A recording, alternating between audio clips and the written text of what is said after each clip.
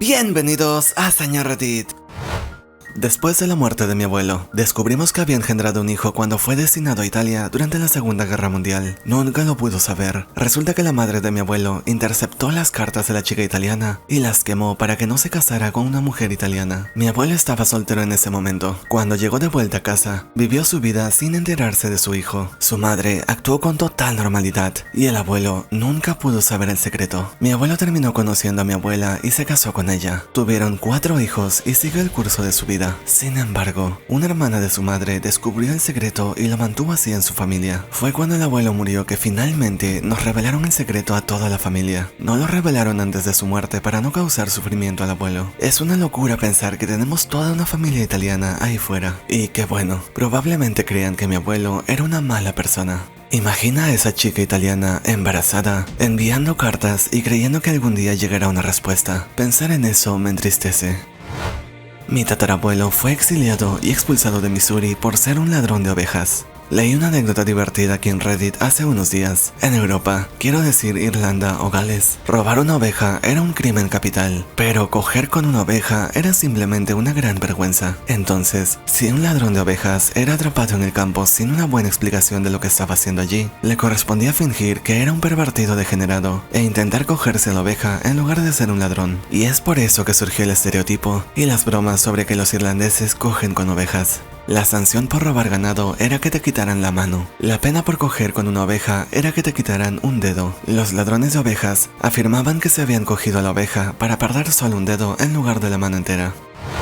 Descubrí que mi tío es en realidad mi hermano. Mi mamá lo tuvo cuando era tan joven que mis abuelos lo criaron. Mi hermano menor nació cuando yo tenía 18 años. Definitivamente es mi hermano y nada más que mi hermano. Durante un verano me preguntaba por qué mis padres insistían en que tenía que hacer visitas a parientes en otros estados, en lugar de perder el tiempo con mis amigos. Descubrí más tarde que muchos de mis parientes mayores estaban convencidos de que yo era la que estaba embarazada y no mi mamá, y que yo iba a dar a luz a mi hermano. Muchos acusaron a mi madre de estar encubriendo mi supuesto embarazo, así que mis padres cortaron el rumor de raíz, asegurando de que todos vieran que yo no estaba embarazada un par de meses antes de que naciera mi hermano. En mi caso, mi madre pensó que estaba en la menopausia antes de darse cuenta de que estaba embarazada de mí. Resulta que pensaron que ya no tendrían que usar protección y 15 años después de su último hijo, nací yo. Mis padres se terminaron casando unos 6 meses antes de que yo naciera. Solo se habían estado viendo durante unos pocos meses como máximo, pero básicamente los obligué a juntarse. Soy literalmente un descuido y un error.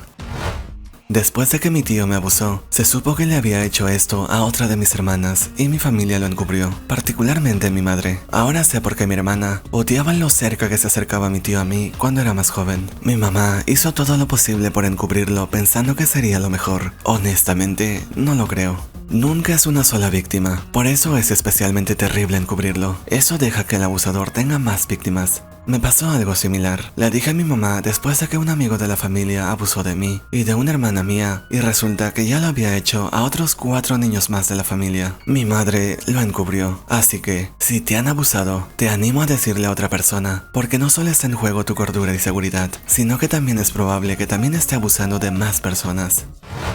Mi hermana engañó a su esposo durante todo su matrimonio, hasta el punto de que sus 3 hijos tienen diferentes padres biológicos. Eso es tan parecido al mío. Mi hermana engañó a su esposo durante 10 años. El tipo por el que finalmente dejó a su esposo era un asistente público involucrado en el robo y venta de medicamentos recetados, y además, 2 años después, terminó siendo responsable de un asesinato que pareció suicidio. Mi tía nunca fue la hija biológica de mi abuelo, como muchos en la familia creyeron, incluida mi propia tía. Resulta que mi abuelo conoció a mi abuela cuando mi tía era una bebé muy enferma. El padre biológico de mi tía las había abandonado. Mi tía tenía polio y no se esperaba que sobreviviera. Mi abuelo, en realidad, no estaba realmente enamorado de mi abuela, pero le ofreció matrimonio para que la abuela pudiera utilizar legalmente el seguro del abuelo y mudarse con él a un área que tuviera el apoyo médico adecuado para que mi tía se salvara. Mi tía acabó siendo siendo el primer bebé que sobrevivió a una cirugía a corazón abierto en el hospital New Haven de Yale, y aunque tuvo que usar aparatos ortopédicos para sus piernas durante la mayor parte de su infancia, le dieron una vida excelente. Una vez que mi tía logró mejorar, mi abuelo propuso que no disolvieran el matrimonio y que mi abuela y mi tía se quedasen con él, porque literalmente las había empezado a amar. La abuela y mi tía también lo querían muchísimo, y es así como los abuelos se juntaron. Para ese entonces, mi tía apenas tenía uso de razón, así que siempre creyó que mi abuelo era su padre. Después de todo, mi abuela amó y crió a mi tía como si fuera su propia hija biológica. Salvo mi abuelo y mi abuela, absolutamente nadie sabía de esto, hasta que un día llegó una notificación a mi tía de que su padre biológico, el que las abandonó, acababa de fallecer. Mi madre tuvo un hijo cuando era muy joven y lo había dado en adopción a una familia. Después de esto, fue a la universidad, obtuvo su título, se casó con mi padre y dio a luz a mis 4 hermanos y a mí. 30 años después de dar a su hijo en adopción, recuerdo que recibió una llamada telefónica e inmediatamente se encerró en su habitación. Yo tenía unos 12 años en ese momento. Recuerdo que me asusté porque podía escuchar a mi mamá llorar, pero ella no quería ver a nadie ni quería hablar de por qué lloraba. Al siguiente día y por la noche, mis padres nos sentaron a cada uno de los niños y nos contaron sobre el pasado de mi madre y explicaron que mi medio hermano había llamado a mi madre porque quería verla y conocerla. Mi padre lo sabía, ya que él y mi mamá salieron juntos desde la universidad, pero nosotros y toda la familia del lado de mi padre, abuelos, tíos, etc., no conocíamos esa parte de su pasado. Somos bastante religiosos y conservadores, así que al principio fue realmente impactante. Luego, mi madre voló al estado donde vivía mi medio hermano junto a sus hermanas y lo conoció. Al final del viaje pudieron reconstruir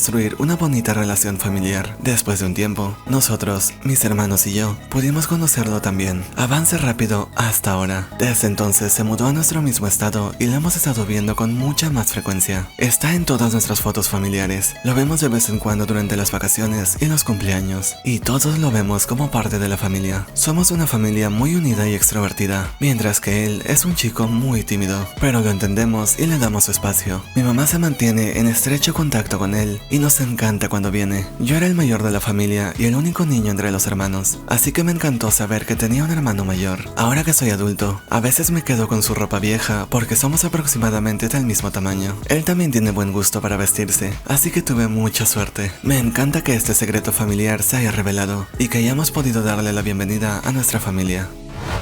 Mi abuela nunca conducía. Pensé que era porque no podía, pero nunca se habló de ello. Un día, cuando tenía entre 7 y 8 años, habíamos ido de visita a la casa de mis tíos y mi abuela vivía con ellos. Nadie me quería llevar a una tienda de dulces, hasta que finalmente les dije que solo le preguntaría a la abuela. Mi primo intervino con: la abuela no sabe conducir. La abuela lo escuchó, se molestó y dijo: puedes apostar tus nalgas a que soy malditamente buena conduciendo. Simplemente no me dejan joder. Pero eso es todo lo que se dijo al respecto. Y mi tía finalmente me llevó a la tienda, así que lo olvidé. Años más tarde, cuando acababa de obtener mi licencia, le pregunté a mi mamá qué pasaba con la abuela que no conducía. Ella explicó que, durante la gran prohibición del alcohol, la abuela transportaba y vendía alcohol de destiladores ilegales. Ella era jodidamente buena para engañar a los policías. Y de hecho, tuvo tanto éxito que cuando finalmente arrestaron a los destiladores ilegales, a pesar de que nadie pudo obtener pruebas de que mi abuela era culpable, el Estado le suspendió sin pruebas su licencia de por vida. Muchos años después, le dijeron en una carta del Estado que podría solicitar que se le devolviera la licencia, pero vino con un documento en el que ella tendría que escribir que admitía ser culpable. La abuela escribió: váyanse al maldito infierno. Supe que mi abuela no era una mujer común, pero nunca hasta ese punto. Para que te hagas una idea, un día mi tío llegó en su auto y salió pálido como un fantasma. Todos preguntaron qué pasó, y él explicó que justo cuando subió a la colina, 2 camiones se le acercaron en ambos carriles para asaltarlo. Intentaron taparle el paso y él hizo lo único que podía hacer: se salió de la vía y condujo a toda velocidad para escapar. Apenas lo logró. La abuela resopló y dijo justo antes de escupir al suelo: esa es la diferencia entre tú y yo. Tú sales corriendo como un maricón, yo les lleno el cuerpo de plomo.